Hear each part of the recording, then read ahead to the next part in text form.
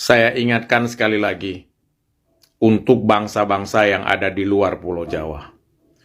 Indonesia semakin hari semakin tidak jelas. Maka oleh sebab itu, jika ingin selamat, mulai hari ini, tinggalkan Indonesia. Tengku Nasir Osman, kamu mendukung drone Tengku Nasir Osman sebagai gerakan Aceh Merdeka. Orangnya orang Aceh. Aceh ni cip siat mandum. Orang Aceh yang na di dalam Nanggro, Kibancara. Nekalan ke kondisi Indonesia nyo kiban ka ambruk. Bahkan Prabowo nyo sudah bergabung dengan Amerika.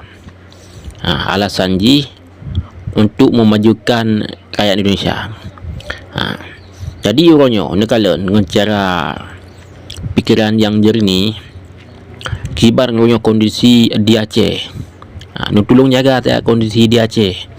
Mereka Prabowo ka bergabung dengan Amerika. Nyan menjaga mualim tak.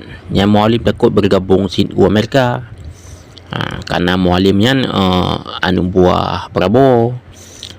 Jadi orangnya rakyat Aceh dan garis kedua untuk tak minta kembali merdeka.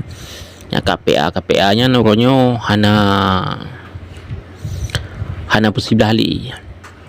Beta harap beli ba pedenggi ba KPA nya beta harap beli untuk tentang Aceh Merdeka karena orangnya ka sarung jaro Prabowo.